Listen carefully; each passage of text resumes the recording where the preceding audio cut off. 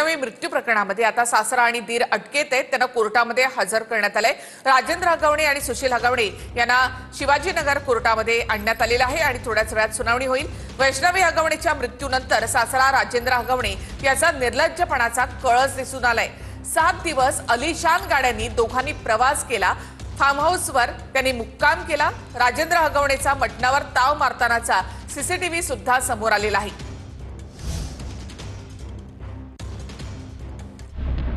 सून मेली आणि दीर सासऱ्याचा 7 दिवस राजेशाही थाट, निर्लज्जपणाचा कळस, अलिशान गाड्या, फार्म हाऊसवर मुक्काम आणि मटणावर ताव।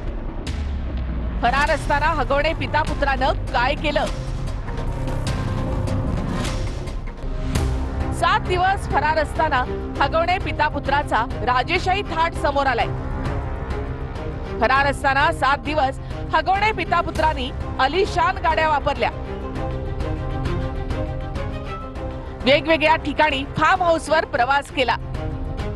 फरार असताना मटणावर ताव मारल्याचे सीसीटीव्ही समोर आले। फरार असताना हगवणे पिता पुत्राची 7 दिवसांची अलिशान पिकनिक बघा। 17 मे 9 ते 9:30च्या दरम्यान औंध हॉस्पिटलला वैष्णवीचा मृतदेह बघायला गेले। मारहाणीच्या भीतीने 20 ते 25 कार्यकर्ते घेऊन गेले। यावेळी फोर्डची अलिशान कार वापरली। 17 मे गुन्हा दाखल झाल्याचं कळताच अटकेच्या भीतीनं फरार झाले। हॉस्पिटलमधून थार गाडीने बावधनमध्येच मुहूर्त लॉन्सला गेले। 17 मे मुहूर्त लॉन्समध्ये सुरक्षित न वाटल्यामुळे हगवणेनं वडगाव मावळ गाठलं। 17 मे दुपारी 1च्या दरम्यान तळेगाव दाभाडेमधील तांबडा पांढरा रस्सा हॉटेलमध्ये सासरा राजेंद्र हगवणेनं मटणावर ताव मारला। वैष्णवीचा मृतदेह बघून आलेल्या राजेंद्र हगवणेनं निर्लज्जपणाचा कळस गाठलाय। वडगाव मावळमधून हगवणे पिता पुत्र रात्री पवना डॅमच्या फार्म हाऊसवर थांबले। पवना डॅम वरून हगवणे पिता पुत्र रात्री मुक्कामाला आळंदीच्या लॉजवर थांबले। 18 मेला हगवणे पिता पुत्र वडगाव मावळ इथे होते। तिथून ते पवना डॅमला बंडू फाटकच्या फार्म हाऊसवर गेले। यावेळी पिता पुत्रांनी बलेनो गाडी वापरली। 19 मेला पवना डॅम सोडून हगवणे पिता पुत्र सातारा जिल्ह्यामधल्या पुसे गावात गेले। पुसे गावात मित्र अमोल जाधवच्या शेतावर थांबले। 20 मे पुसे गावातून पसरणी मागे कोगनोळीला हॉटेल हेरिटेज मध्ये मुक्कामी थांबले। 21 मे कोगनोळीला मित्र प्रीतम पाटीलच्या शेतावर हगवणे पिता पुत्र होते। 19 ते 21 मे हे 3 दिवस हगवणे पिता पुत्र कोगनोळीमध्ये होते। 22 मेला हगवणे पिता पुत्र पुण्यामध्ये स्वारगेट भागामध्ये परत आले। 23 मे स्वारगेट परिसरामधून फरार होत असताना पहाटे 4:30 वाजता पोलिसांनी हगवणे पिता पुत्राला अटक केली। तर अटकेनंतर सुद्धा राजेंद्र हगवणेचा उद्दामपणा मात्र कायम होता। सुनेच्या आत्महत्येनंतर पश्चाताप होतो का असा प्रश्न हगवणेला पत्रकारांनी विचारला। पत्रकारांच्या या प्रश्नावर राजेंद्र हगवणेने नकारार्थी मान हलवली। सुनेचा मृतदेह बघितल्यावर 17 मेला लगेच त्यानं मटणावर ताव मारला। राजेंद्र हगवणे याचा मटणावर ताव मारतानाचा सीसीटीव्ही देखील समोर आलाय।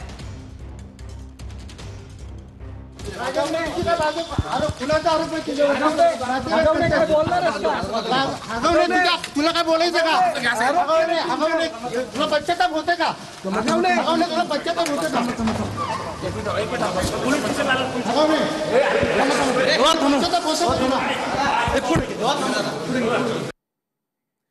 पिंपरी चिंचवडमधील वैष्णवी हगवणे मृत्यू प्रकरण या छावा संघटनेनं रुपाली चाकणकर यांना या संदर्भात जाब विचारलाय। लवकर ऍक्शन घेतली असती तर हे घडलं नसतं असं छावा संघटनेनं म्हटलंय।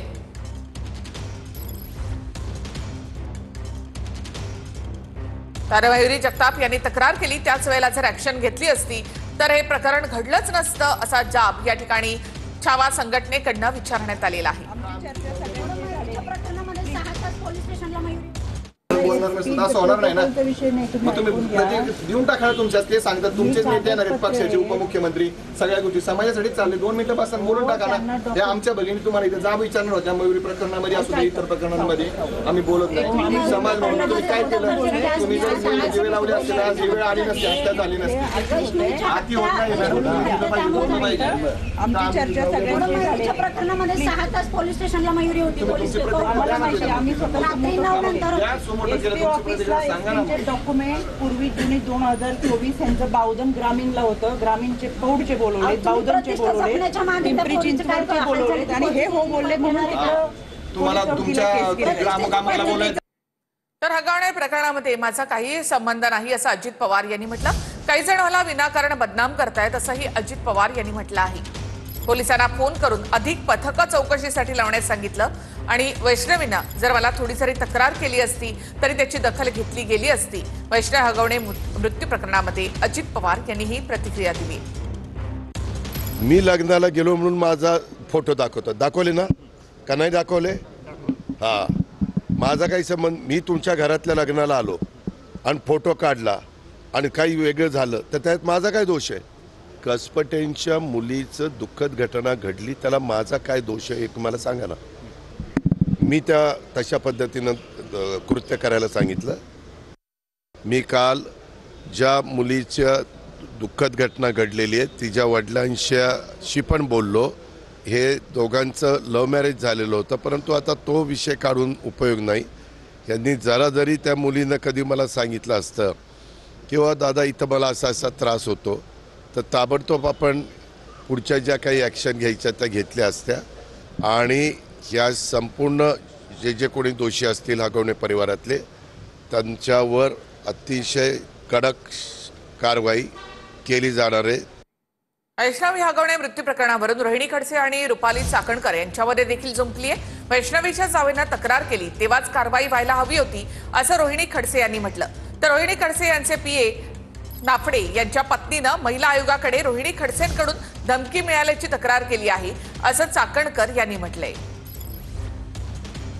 महिला आयोगाकडे तिची वैष्णवीची जी जेठाणी आहे, जाऊबाई आहे, त्यांनी तक्रार केली होती. त्याच वेळेस जर योग्य ती कारवाई झाली असती आणि त्यांना पोलिसांकडनं अटक करण्यात आली असती तर वैष्णवीचा आज जीव गेला नसता. पण त्या तक्रारीनंतर त्यांचं स्वतःचं विश्लेषण तुम्ही बघितलं असेल तर की हा पारिवारिक वाद होता, त्याच्यामुळे आम्ही चर्चेतनं मार्ग काढायला सांगितला.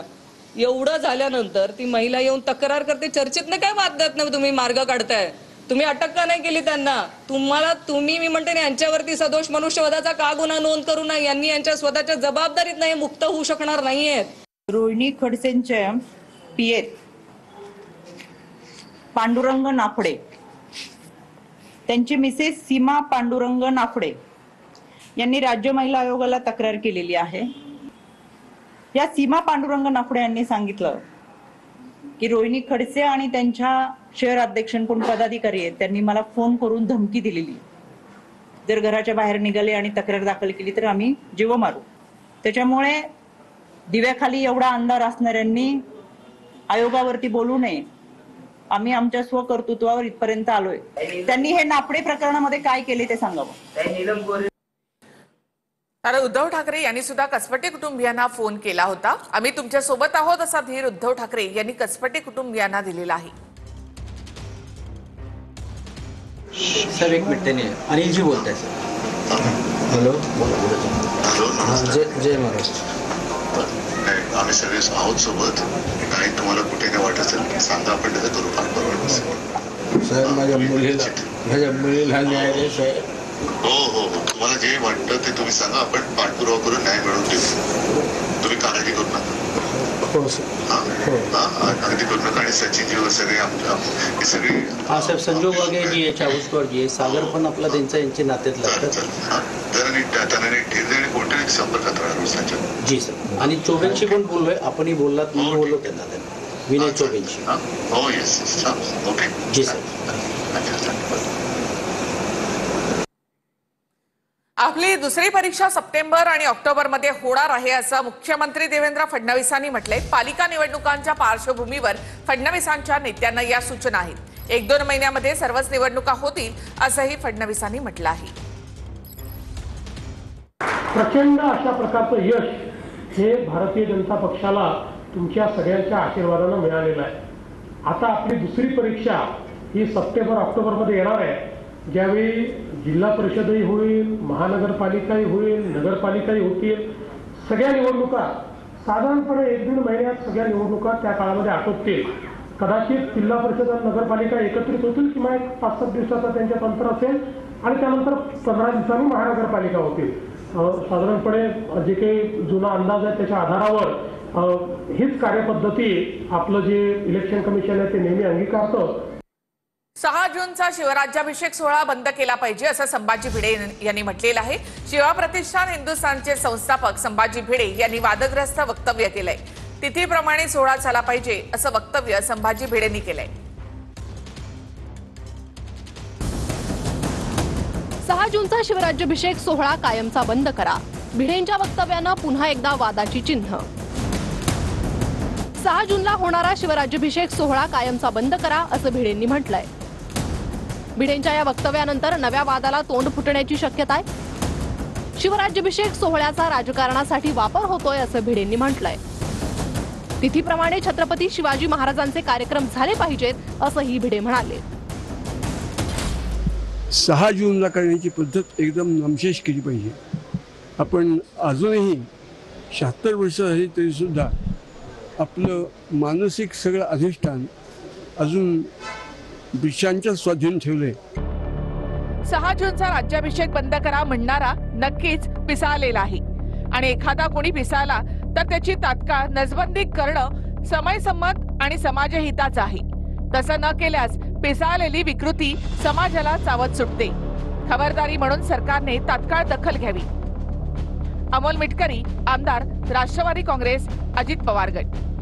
संतोष शिंदे, प्रदेश प्रवक्ता, संभाजी ब्रिगेड, महाराष्ट्र. कुत्रा चावल्यानं मनोहर पंत भिडे हे पिसाळल्यासारखं बोलतात. संभाजी भिडेंची मेंटल हॉस्पिटलमध्ये रवानगी करा. महाराष्ट्रात या वाचाळवीराला सतत वारंवार काहीतरी घाणेरडं बोलण्याचं त्या ठिकाणी डोक्यावर परिणाम झालेला आहे. वेळ पडली तर संभाजी ब्रिगेड मेंटल हॉस्पिटलचा त्या भिडेंचा खर्च करायला तयार आहे. त्यांना मेंटल हॉस्पिटलमध्ये टाका. कारण आज शिवराजी महाराजांच्या शिवराज्याभिषेक सोहळ्याला विरोध केला. इतिहास जो आम्ही लहानपणापासून शिकलो तो मोडून काढायचा आणि नवी व्यवस्था निर्माण करायची असा प्रयत्न काही लोक करतायत. त्याचं जर कुणाला वाईट वाटत असेल तर त्यांची दृष्टी तपासली पाहिजे असं मला वाटतं. असे वाद होऊ नयेत अशी आमची मागणी सुद्धा आहे. राज्याभिषेकच काय, शिवजयंतीच काय, ही दर दिवशी साजरी करण्यासारखी आहे. म्हणून याच्यावर तारखेवर बंधनं घालणं मला वाटतं आजच्या घडीला योग्य नाही आणि त्याच्यावर मुख्यमंत्री निर्णय घेतील एवढं मात्र नक्की. वाघ्या कुत्र्याचा पुतळा काढायला नको, भिडेंचं वक्तव्य. संभाजी भिडेंनी रायगडावरील वाघ्या कुत्र्यावरूनही वक्तव्य केलंय. रायगडावरील वाघ्या कुत्र्याचा पुतळा काढायला नको असं भिडे म्हणाले. वाघ्या कुत्र्याबद्दल जे इतिहास संशोधक बोलतात ते कोणत्या उंचीचे आहेत असाही सवाल भिडेंनी उपस्थित केलाय. ते कुत्र काढता का म्हणे, कुत्र्याचा पुतळा काढता का म्हणे, तो राजकारणाचा विषय करता का म्हणे. तो कुत्रा नाही असं इतिहास संशोधक म्हणतात. ते इतिहास संशोधक काय उंचीचे काय कुवतीचे गलगा करून कुणालाही इतिहास संशोधक म्हणायचं आणि तो म्हणतोय ते खरं धरायचं हे बरोबर नाही. त्याच्यासाठी स्वतंत्र एखादं संशोधन मंडळ नेमून तो निर्णय करावा. वाघ्या कुत्र्याच्या विषयी जे काय असेल ते इतिहास संशोधकांनीच निर्णय घेतला पाहिजे. मी त्या संभाजी भिडेंनी कोणी निर्णय घेण्याची गरज नाही. कुत्र्याचा जो काही विषय आहे म्हणून याच्यावर सुद्धा शासनातर्फे मला वाटतं एक कमिटी नेमलेली आहे. याच्यावर मुख्यमंत्री एकत्रितपणे एक निर्णय घेतील आणि मला वाटतं त्यांनी घेतलेला निर्णय हा सर्वांना मान्य असावा. आणखी एक महत्त्वाची बातमी आपण पाहूयात. राजेंद्र हगवणे आणि सुशील हगवणे यांना 28 तारखेपर्यंत पोलीस कोठडी देण्यात आली आहे. वैष्णवी मृत्यू प्रकरणामध्ये दोघांना 28 तारखेपर्यंत पोलीस कोठडी देण्यात आली आहे. शिवाजीनगर कोर्टाकडून दोघांना 28 तारखेपर्यंत पोलीस कोठडी देण्यात आली आहे. तर राजेंद्र हगवणे याची पत्नी, मुलगा आणि मुलगी या तिघांना 26 तारखेपर्यंत पोलीस कोठडी देण्यात आली आहे. तर राजेंद्र हगवणे आणि सुशील हगवणे यांना 28 मे पर्यंत पोलीस कोठडी देण्यात आली आहे। वैष्णवी मृत्यू प्रकरणामध्ये दोघांना 28 तारखेपर्यंत पोलीस कोठडी देण्यात आली आहे। राजेंद्र हगवणे आणि सुशील हगवणे यांना पहाटे 4:30 वाजता पोलिसांनी पुण्यामधून अटक केली। अधिक माहिती आपण घेऊयात आमचे प्रतिनिधी योगेश बोरसे यांच्याकडून। योगेश, राजेंद्र हगवणे आणि सुशील हगवणे या दोघांना आता 28 मे पर्यंत पोलीस कोठडी। निश्चितच 28 मे पर्यंत या दोघांनाही पोलीस कोठडी आता सुनावण्यात आलेली आहे। आज पहाटेच राजेंद्र हगवणे आणि सुधीर हगवणे या दोघांनाही वैष्णवीच्या आत्महत्या प्रकरणी अटक करण्यात आली होती आणि आत्ताच काही वेळापूर्वी शिवाजीनगर सत्र न्यायालयाने जो काही निर्णय दिलेला आहे तर 28 तारखेपर्यंत या दोघांनाही पोलीस कोठडी आता सुनावण्यात आलेली आहे।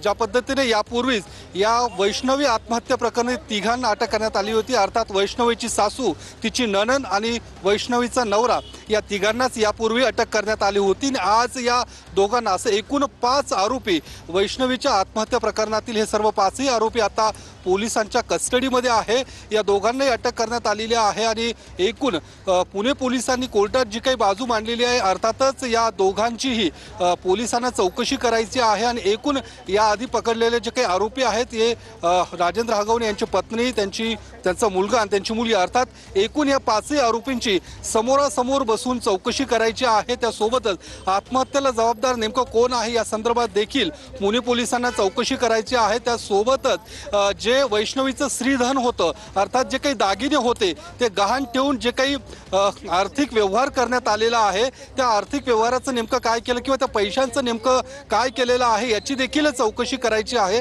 त्यासोबत राजेंद्र हगवणे, सुधीर हगवणे हे दोघेही गेल्या 8 दिवसापासून फरार होते, ते नेमके कुठे होते, या दोघांना नेमका कुणी आश्रय दिला याचा देखील पुणे पोलिसांना तपास करायचा आहे। या राजेंद्र हगवणे आणि सुधीर हगवणे यांनी जे वाहन वापरलं, ज्या वाहनातून ते या ठिकाणाहून फरार झाले होते त्या वाहनाची देखील पुणे पोलिसांना तपासणी करायची आहे। या सगळ्या मुद्द्यांना घेऊन आज पुणे पोलिसांनी कोर्टात या सगळ्या मुद्दे मांडलेले आहेत आणि या संदर्भात माहितीबद्दल तर राजेंद्र हगवणे, सुशील हगवणे यांना 28 मे पर्यंत पोलीस कोठडी सुनावण्यात आली आहे। यात पुढल्या बातम्यांकडे अमरावती सर्कल वन विभागातील वन परिक्षेत्र अधिकाऱ्यांच्या बदलीसाठी पैसे घेतल्याचा आरोप होतोय। याबाबत अधिकाऱ्यांची ऑडिओ क्लिप व्हायरल होत आहे। अधिकाऱ्यांच्या बदलीसाठी 35 लाख रुपये दर असल्याचा आरोप केला गेला आहे।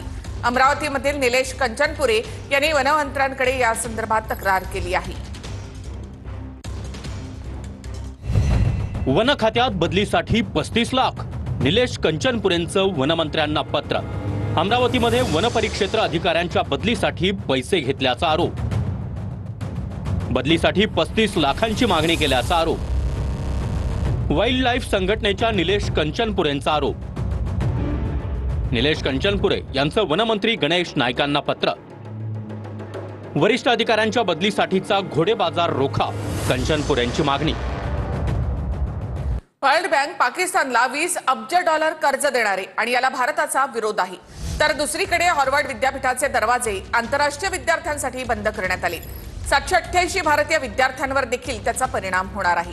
तसंच इंडिगो विमानावर वीज कोसळल्यानंतर सुद्धा पाकिस्ताननं त्यांचं हवाई क्षेत्र वापरण्याची आपत्कालीन परवानगी सुद्धा नाकारली।